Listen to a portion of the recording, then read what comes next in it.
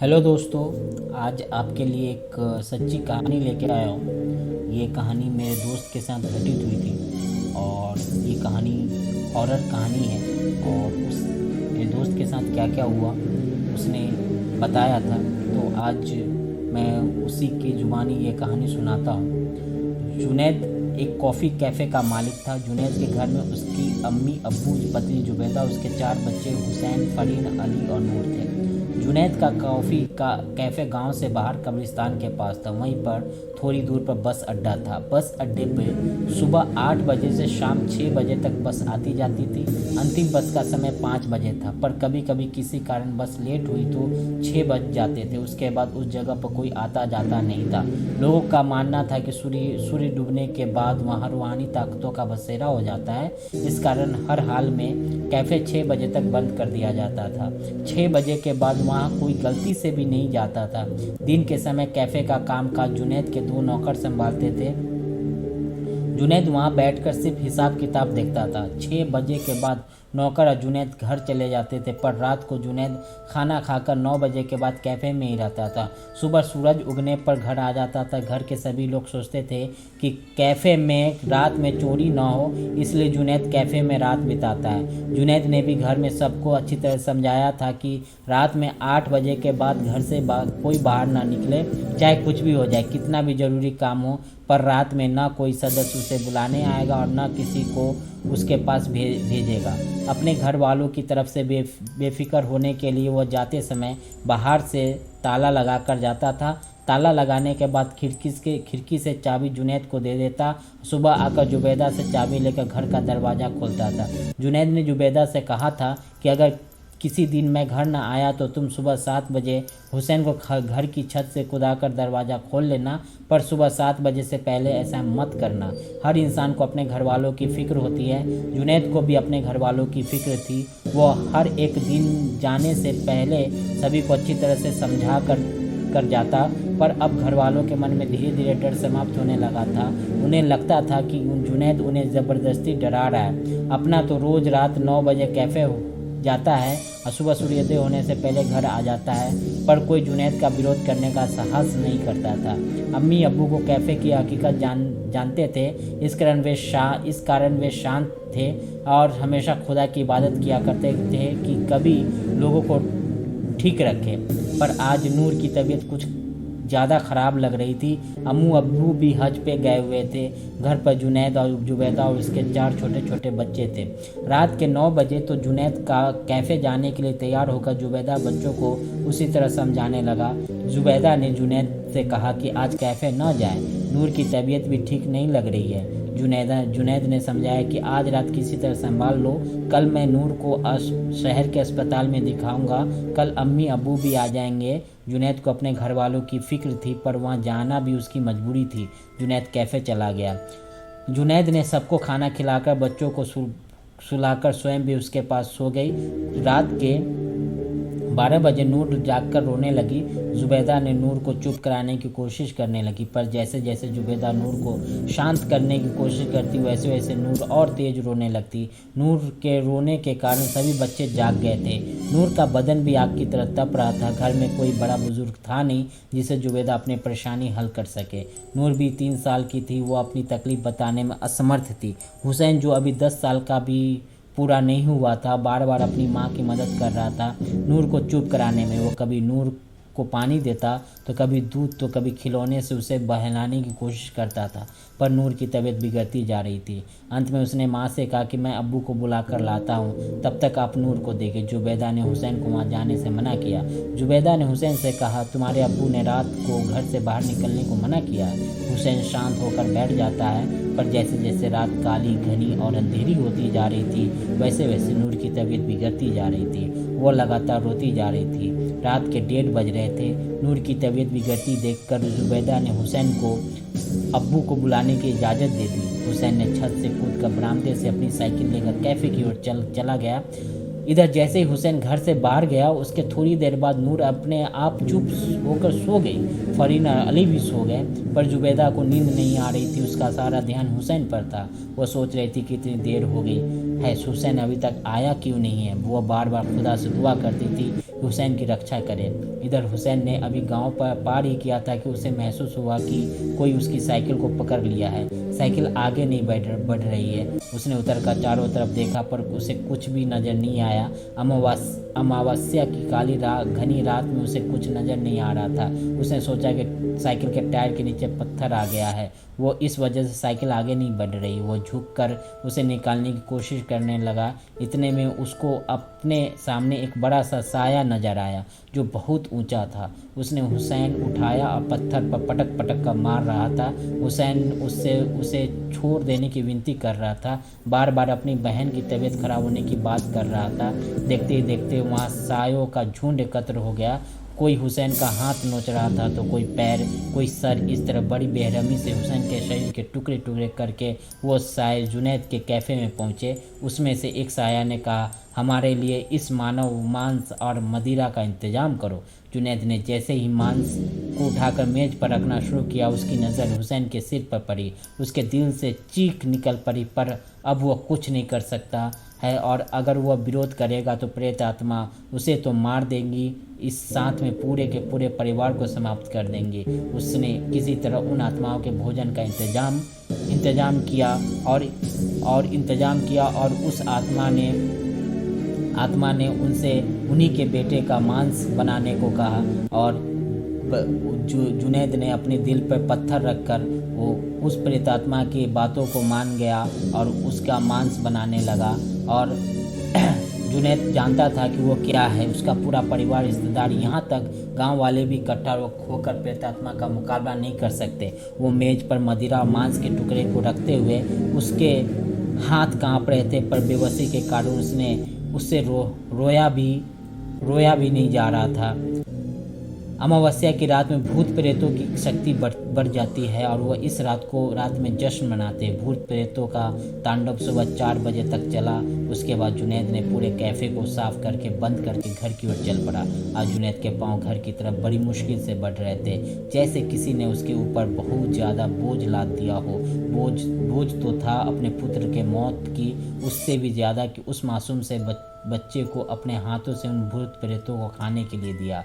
कुछ दूर चलने के पश्चात उसने हुसैन की साइकिल और खून से लथपथ कपड़े मिले, जिसे वो लेकर किसी तरह घर पहुंचा। आज घर पहुंचकर जैसे ही उसने दरवाज़ा खोला, उसके बाद चिल्ला कर रोने लगा। उसे रोता देख कर बच्चे भी रोने लगे। जुबैदा ने जब हुसैन की साइकिल और खून से रंग बिरंगे कपड़े को देखा तो बेहोश हो गए। तब तक आस पड़ोस के लोग सभी इकट्ठा हो गए। उन्हें पता लग चुका था कि आज हुसैन उन भूत प्रेतों का शिकार हो गया था। किसी तरह गांव के लोगों ने जुनैदा और जुबैदा को समझा बुझाकर हुसैन को दफनाने की प्रतिक्रिया पूरी की। उसके बाद प्रतिदिन की तरह अपने काम में लग गया। पर अब जुनैद और जुबैदा खामोशी छा गई थी। दोनों में बातें भी बहुत कम होती थी। उस रात के बाद नूर की तबीयत भी अपने आप ही ठीक हो गई थी, जैसे नूर की तबीयत खराब होना हुसैन की मौत का पैगाम था।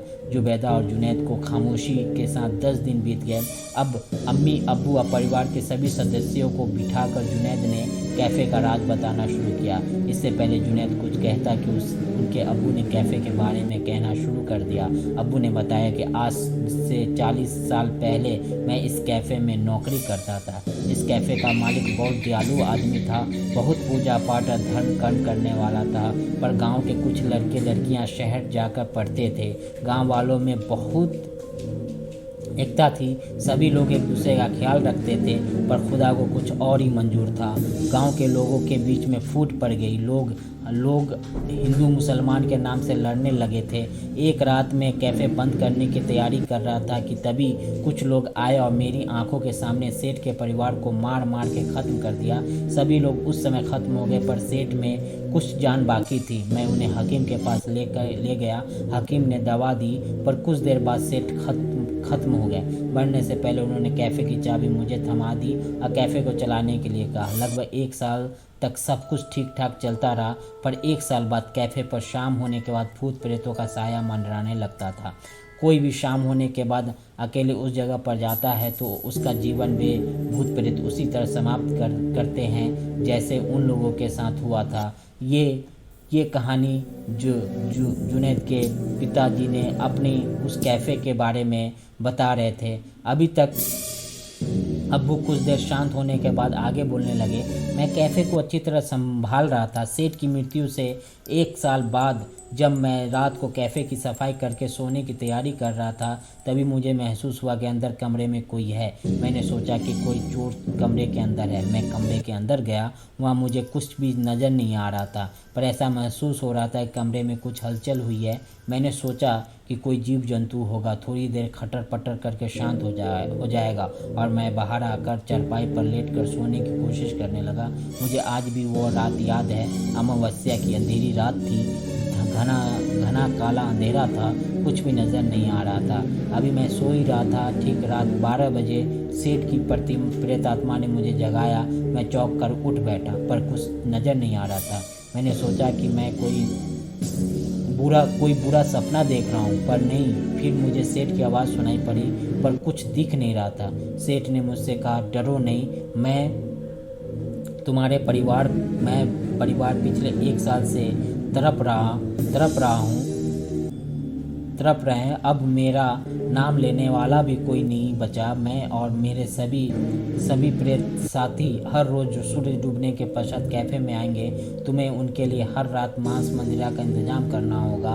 हम लोग उन सभी को मारेंगे जो बिना कारण हम लोगों को मारे हैं। मैंने जितना भी कैफ़े से धन कमाया था वह सब सेठ को देने लगा। सेठ ने कहा, अब ये मेरे किसी काम का नहीं है, इसे तुम अपने पास रखो, लेकिन हर रात को तुम्हें हमारे लिए वो सब इंतज़ाम करना होगा जो हम तुमसे कहेंगे। अगर तुमने उसमें ज़रा सी भी लापरवाही की तो समझ लो तुम्हारे साथ साथ तुम्हारे पूरे परिवार का जीवन समाप्त हो जाएगा।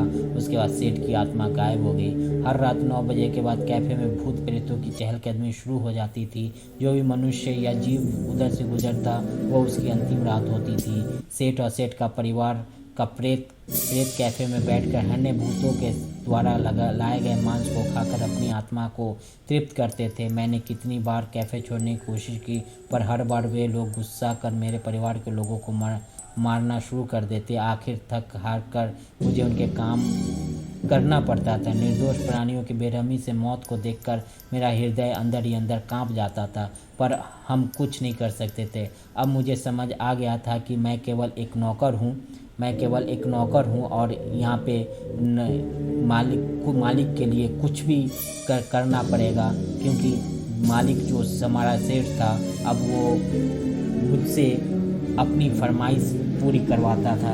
अब्बू ने बताया कि जुनैद से बड़े इसके 3 भाई और एक बहन थी। जैसे जुनैद घर से रात में जाते हुए सबको समझा कर जाता है, फिर बाहर से ताला लगाकर कैफ़े की ओर चला जाता ताकि कोई सदस्य घर से बाहर ना निकल पाए। ठीक इसी तरह मैं भी हर रोज़ सबको समझा कर बाहर से ताला लगाकर रोज़ कैफ़े को जाता था, पर मेरे 3 पुत्रों को मेरी बातों पर विश्वास नहीं था। उन्हें लगता कि मैं उनको डराने की कोशिश कर रहा हूँ। इसी कारण एक दिन मेरे कैफ़े जाने के बाद वे लोग कैफ़े का रहस्य जानने के लिए चुपके से छत से कूदकर मेरे पीछे चलने लगे। मैं इस बात से अनभिज्ञ था कि मेरा पीछा मेरे पुत्र कर रहे हैं। हमेशा की तरह रात के समय गांव को पार करते ही भूत प्रेतों का आवागमन शुरू हो जाता है। मैं कैफ़े आकर रोज़ की तरह अपने काम में लग गया, पर उन भूत प्रेतों को ज़रा सा भी रहम नहीं आया कि मेरे पुत्रों की इस गुस्ताखी को माफ़ कर सके। आज मुझे मेज़ पर सजाने के लिए जो मांस मिला वो मेरे 3 पुत्रों का था। मेरा कलेजा फटा जा रहा था। आंखों से आंसू की धारा बही जा रही थी। भारी मन और भारी हाथों के द्वारा मैंने उन टुकड़ों को उठाया और फूट कर रोकर उन्हें मेज पर रखता। आज मेरे लखते जिगर मुझसे हमेशा के लिए जुदा हो गए थे। उस दिन से मैं एक चलती फिरती लाश बन गया था। मैं तो अपने को उसी दिन अपने आप को समाप्त कर देता अगर जुनैद की अम्मी बहन और जुनैद का ख्याल न होता। मेरे बाद इन सब का क्या होगा? इनके पास घर चलाने के लिए धन कहाँ से आएगा? देखते ही देखते कई साल इसी तरह बीत गए। हर दिन कोई न कोई मनुष्य इन भूत प्रेतों की बलि चढ़ता। तब ये सब जश्न मनाते और अपने देवताओं को याद करते थे। दिन प्रतिदिन इनकी ताकत बढ़ती जा रही थी। अब मेरी तबीयत ख़राब रहने लगी थी। मैं नहीं चाहता था कि जुनैद इस कैफ़े में काम करे, पर जुनैद को कोई काम नहीं दे रहा था। शायद भूत प्रेतों ने जुनैद को कहीं और काम नहीं करने दिया। मेरा स्वास्थ्य भी गिरता जा रहा था। अब मुझे कैफ़े का काम मुश्किल से हो रहा था। वह अमावस्या की रात थी जिसमें इन सभी भूत प्रेतों की बैठक संपन्न होती थी। तभी इन भूत प्रेत की बैठक शुरू हुई। वो बैठक के अंत में मुझे बुलाया गया। फिर मुझसे कहा गया कि तुम आगे काम करना चाहते हो या नहीं। मैं मन ही मन में बहुत खुश हुआ कि चलो आज मेरे सारे कष्ट खत्म हो जाएंगे।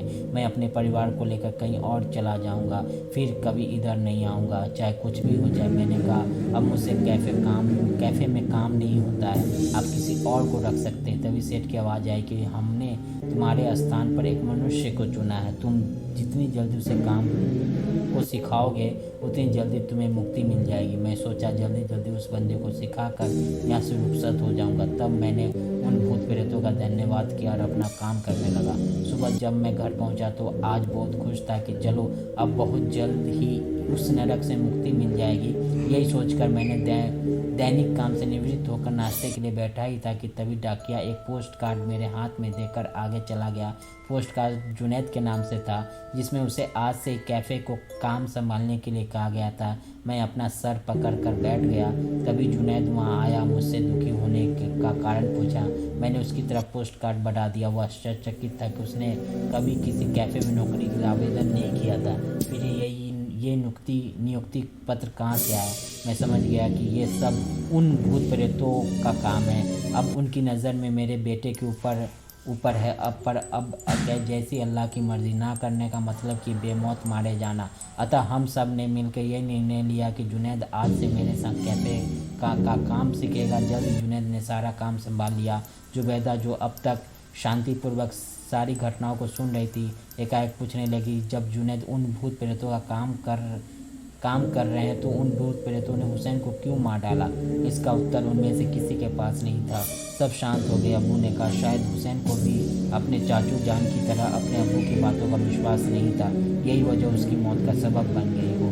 जुबैदा को अपने बच्चों की इस तरह की मौत नहीं चाहती थी, इसलिए उसने कहा कि मैं अपने बच्चों को लेकर यहाँ से आज ही अपने मायके चली जाऊँगी। जुनैद शांत था। अबू ने कहा तुम मायके जाना चाहती हो तो जाओ, पर उसके बाद तुम्हारे साथ साथ ये बच्चे भी बेमौत मारे जाएंगे। साथ ही साथ तुम्हारे मायके वालों पर भी आफत आ जाएगी। तुम्हारे कारण उन्हें भी दर्दनाक मौत का सामना करना पड़ सकता है। इस समय जोश से नहीं, होश के साथ, बहुत धीरज के साथ काम करने का है। बाकी तुम सब की मर्जी है, जो करना चाहो करो। और इतना कह के उनके अब्बू बैठ गए और जुनैद के अब्बू बैठ गया। और इसके बाद जुबैदा बैठकर रोने लगती है। कहती है कि क्या मैं अपने बच्चों को इस तरह दर्दनाक मौत को देखती रहूं? अब्बू कहते हैं हम सभी लोगों को इस बात का ध्यान रखना चाहिए कि सूर्य डूबने के पश्चात किसी को भी घर से बाहर कदम नहीं निकालना है, चाहे कितना भी ज़रूरी काम क्यों ना हो। घर के बाहर मौत का साया है, उससे बचने का बस यही एक उपाय है। रही बात हुसैन की मौत की, तो मैं अमावस्या की रात को जुनैद के साथ कैफ़े जाकर उन भूत प्रेतों से अनुरोध करूंगा कि हमारे परिवार के लोग उनकी सेवा करने में कोई कमी नहीं की थी, फिर वे लोग हम लोगों को मार क्यों रहे हैं। तब तक सभी लोगों को शांतिपूर्वक अपना काम शुरू करो। अल्लाह ने चाहा तो सब कुछ बहुत जल्दी ठीक हो जाएगा। सभी लोग अपने काम में लगे, पर जुबैदा का मन किसी काम में नहीं लग रहा था। लगे भी कैसे, आखिर उसने अपने प्रिय पुत्र को खो दिया था। जुनैद बार बार यही सोच रहा था कि भूत प्रेतों का क्या भरोसा, ये किसी के सगे नहीं होते। कहीं अब्बू की बातों से भूत प्रेतों को गुस्सा आ गया तो पूरा का पूरा गांव नष्ट कर देंगे। अभी तो कम से कम कोई नाम लेने वाला है, लोगों की अर्थी को कंधा मिल जाता है। अभी तो गांव के बाहर ही सब कुछ हो रहा है, कहीं ऐसा ना हो कि गांव के भीतर भी यही सब कुछ शुरू हो जाए। उनकी ताकत के आगे हम लोग कुछ भी नहीं है। ये सोचते सोचते पता नहीं जुनैद कब सो गया। समय बहुत तेज़ी से आगे बढ़ रहा था। हुसैन की मृत्यु के 1 महीने हो गए थे। आज फिर अमावस्या की काली रात थी। जुनैद के अब्बू अपने परिवार के लोगों को बचाने के लिए एक बार फिर सेठ की प्रेत आत्मा से अनुरोध करने के लिए तैयार हो रहे थे। वे जानते थे कि ज़रा सी गड़बड़ी से उनकी दर्दनाक मौत हो सकती है। आज अब्बू और जुनैद एक साथ कैफ़े जाने के लिए तैयार हो गए थे। परिवार के लोगों में भय व्याप्त था कि पता नहीं आगे क्या होगा। अब्बू और जुनैद कैफ़े में पहुंचने के बाद वहाँ की तैयारी करने लगे। जुनैद मन ही मन घबरा रहा था कि पता नहीं आज क्या होगा। एक एक मिनट उसे भारी पड़ रहा था। वहीं अब्बू के मन में यह ख्याल आ रहा था कि बात कहाँ से शुरू की जाए जो उन भूत प्रेतों को बुरी न लगे। इधर कैफ़े में चहलकदमी बढ़ गई थी। शुरू में तो बहुत कम ही भूत प्रेतों की संख्या थी, पर दिन प्रतिदिन उनकी संख्या बढ़ती जा रही थी। पहले तो सबके सब अंदर ही आ जाते थे, पर अब तो अंदर से अधिक बाहर प्रेतों का जमघट लगा हुआ था। सेठ का परिवार का प्रेत पहले की तरह अपने अपने कमरे के अंदर बैठकर आपस में बातचीत कर रहे थे। बाकी लोगों के भूत प्रेत इधर उधर घूम घूम कर भोजन की तलाश तथा कैफ़े के इंतजाम देख रहे थे। जैसे जैसे समय बढ़ रहा था, प्रेतों की संख्या बढ़ती जा रही थी। इतने अधिक भूत प्रेतों को देखकर जुनैद और अब्बू घबरा गए थे कि आज पता नहीं क्या होने वाला है। रात बहुत काली और डरावनी होती जा रही थी। जब रात के ठीक 12 बजे सभी भूत प्रेत अपने रूप में नजर आने लगे। सभी के सभी भूत प्रेत कैफ़े के बाहर की ओर बैठक में बैठ गए। अब अब्बू और जुनैद को भूत प्रेतों में से कुछ अपने रिश्तेदारों और जान पहचान और गांव के लोगों के प्रेत नजर आ रहे थे, जिन्हें वे पहचानते थे। कुछ बाहर से आए हुए भी भूत प्रेत थे। जुनैद सोच रहा था कि जब तक ये भूत प्रेत जिंदा थे तब तक तो यह एक दूसरे को देख नहीं सकते थे। अब देखो यह सब एक साथ कैसे बैठे हुए हैं। देखो पंडित और मौलाना के प्रेत कैसे मिलजुल कर बातें कर रहे हैं। जब तक जिंदा थे तो एक दूसरे को काट खाने को दौड़ते थे। क्या मरने के बाद कोई धर्म नहीं रह जाता? शायद मनुष्य ने सारे धर्म और जात अपने फायदे के लिए बनाए हैं। अभी वो यह सोच ही रहा था कि तभी सेठ और उनके परिवार के प्रेत बाहर आ जाते हैं। उनको देखकर सभी भूत प्रेत एक साथ खड़े होकर उनका अभिवादन करते हैं। जुनैद के अब्बू सोच रहे थे कि जिस मौलाना और उनके साथियों ने सेठ के परिवार को डंडों से मार कर खत्म कर दिया था, आज वही उनका अभिवादन कर रहा है। पर आज सबके सब इधर कैसे? तभी सेठ के प्रेत ने उन भूत प्रेतों को बैठने का इशारा किया। सबके सब अपने अपने स्थान पर बैठ गए। तब सेठ के प्रेत ने खड़े होकर कहा, आप सभी भूत प्रेतों को मालूम है कि आज अमावस्या की काली रात है। आज की रात हम सब भूत प्रेतों के लिए बहुत महत्वपूर्ण रात है। आज की रात हमें अपनी ताकत बढ़ाने